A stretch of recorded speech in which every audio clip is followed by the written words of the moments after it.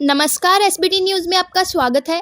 पेश है राजस्थान जोधपुर बीकानेर जिले की 4 जुलाई रविवार सुबह 8:15 बजे की 15 बड़ी खबरें। मुख्यमंत्री अशोक गहलोत ने घरेलू गैस सिलेंडर पर लगातार हो रही बढ़ोतरी को लेकर केंद्र सरकार पर निशाना साधा है। उन्होंने कहा है कि यूपीए के समय 450 रुपये का गैस सिलेंडर केंद्र सरकार 848 रुपये में बेच रही है। केंद्र ने पिछले 14 महीने में रसोई गैस सिलेंडर के दाम 255 रुपये बढ़ा दिए हैं। गैस सब्सिडी भी बंद हो गई है। इससे आमजन खाना पकाने के लिए सिलेंडर छोड़कर पुनः कोयला और लकड़ी के इस्तेमाल को मजबूर हो रही है।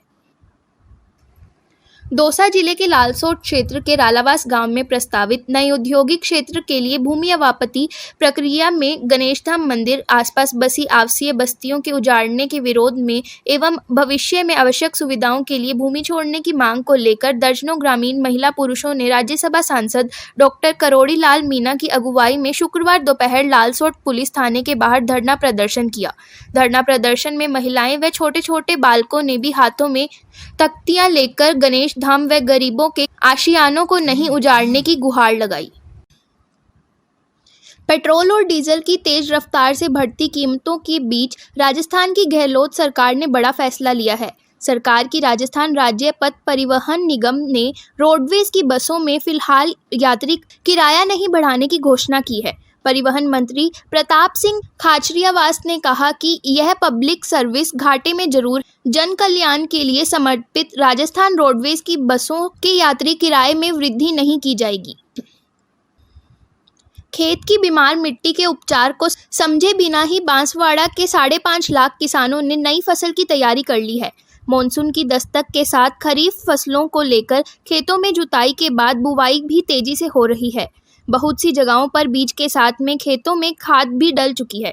दूसरी ओर जिले में कृषि को बढ़ावा देने वाले विभागीय जमींदार अब तक खेतों से मिट्टी के नमूने जुटा रहे हैं, जिनके परिणाम महीनों बाद मिलेंगे। तब तक घुटनों की ऊंचाई छूने वाली फसल को दूसरी बार की खाद भी मिल जाएगी।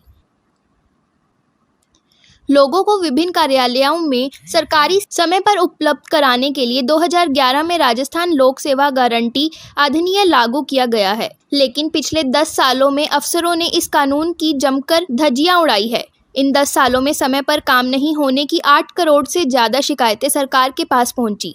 इनमें से अभी भी 82,000 शिकायतें पेंडिंग है। शिकायतों के मामलों में जयपुर और जोधपुर सबसे ऊपर है। राजस्थान में गांधी जयंती से शुरू होने वाले प्रशासन शहरों के संग अभियान की तैयारियों में बीकानेर नगर निगम जुट गया है। अभियान के दौरान आमजन को लाभान्वित कराने और जमीनों के पट्टे जारी करने की कवायद शुरू कर दी गई है। इसके लिए निगम ने अपने अधिकार क्षेत्र की खाली जमीनों का सर्वे कर उनको सूचीबद्ध करने का निर्णय लिया है। जल्द निगम की ओर से ऐसी जमीनों का सर्वे किया जाएगा। जोधपुर शहर में 5 दिनों तक बंद रहा वैक्सीनेशन अभियान शनिवार को वापस शुरू हो गया। वैक्सीन मिलने के बाद कई सेंटरों के साथ ही शिविरों में भी वैक्सीनेशन किया गया। जय नारायण व्यास विश्वविद्यालय में भी विद्यार्थियों के लिए तीसरा वैक्सीनेशन शिविर लगाया गया। RCHO डॉक्टर कौशल दवे ने बताया कि जोधपुर को 42,000 डोज मिली है। इसमें MBM इंजीनियरिंग कॉलेज के ऑडिटोरियम में छात्र छात्राओं के लिए कोविड वैक्सीनेशन कैंप आयोजित किया गया। बीकानेर में लखोटियों के चौक में शनिवार दोपहर एक घर में आग लग गई। आग लगने का कारण शॉर्ट सर्किट माना जा रहा है। इस घटना के बाद पूरे क्षेत्र में एक बार हड़कंप मच गया। शुक्र है कि इस दुर्घटना में कोई घायल नहीं हुआ। पिछले दिनों इसी चौक में एक मकान के आगे का हिस्सा गिर गया था। लखोटिया चौक में रहने वाले शिवदत्त राम मूर्ति व्यास के घर में आग लगने के बाद धुआं निकलने लगा तो आसपास के लोगों को पता चला। घर में रहने वालों को बाहर निकाला गया। उस वक्त घर में 5 लोग थे। सभी को सुरक्षित बाहर निकाला गया। जोधपुर के जिला कलेक्टर इंद्रजीत सिंह ने शनिवार को राजीव गांधी सेवा केंद्र में VC के माध्यम से विभिन्न योजनाओं की समीक्षा बैठक ली। बैठक में जिले के सभी ब्लॉक अधिकारी उपस्थित थे। जिला कलेक्टर ने उन्हें लंबित विकास कार्यों को समय पर पूर्ण करने, कोरोना की संभावित तीसरी लहर एवं मॉनसून को देखते हुए तैयारियां पूरी रखने के निर्देश दिए। कोरोना महामारी की दूसरी लहर में जिन बालक बालिकाओं ने अपने माता पिता दोनों को खोया है अथवा जिस महिला के पति की मृत्यु कोरोना के कारण हुई है और इनके समक्ष अगर रहने और भोजन की समस्या है तो ऐसे बालक बालिकाओं और विधवा महिलाएं सूचीबद्ध होंगे। बीकानेर नगर निगम की ओर से ऐसे बालक बालिकाओं और विधवा महिलाओं के लिए अपने रैन बसेरों में न केवल रहने की व्यवस्था की जाएगी बल्कि इंदिरा रसोई के माध्यम से भोजन की भी व्यवस्था की जाएगी। जोधपुर डिस्कॉम के सरदारपुरा स्थित जीएसएस में शनिवार को आग लग गई। इससे सर्वर रूम पूरी तरह से जल गया। आग का फैलाव समय रहते रोक दिया गया। इस कारण रिकॉर्ड नष्ट होने से बच गया। मौके पर पहुंची फायर ब्रिगेड की दमकलों ने करीब आधा घंटा की मशक्कत के बाद आग पर काबू पा लिया। आषाढ़ चल रहा है लेकिन क्षेत्र में अभी तक मानसून नहीं पहुंचा है।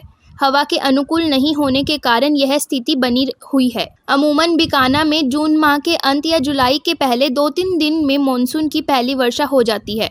शनिवार दोपहर तक इस बार ऐसा नहीं हो पाया है। हवा के विपरीत होने के चलते तेज तपन बराबर बनी हुई है।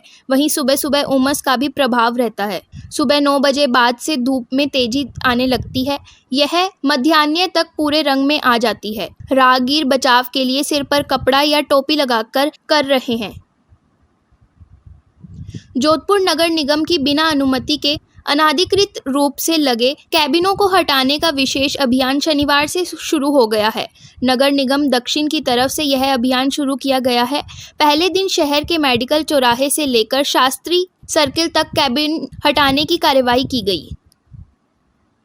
बीकानेर जिले की 2 पंचायत समितियां जल्द अपने भवनों में संचालित होंगी। इसके लिए 3-3 करोड़ की लागत से पंचायत समिति भवन तैयार होंगे।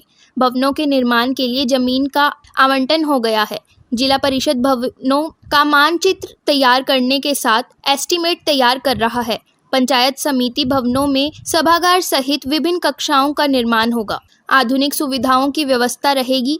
जिले की 9 में से 2 पंचायत समितियां बज्जू खालसा और पुगल अन्य भवनों में संचालित हो रही है। इनके भवन तैयार होने के बाद ये अपने भवनों में संचालित हो सकेगी।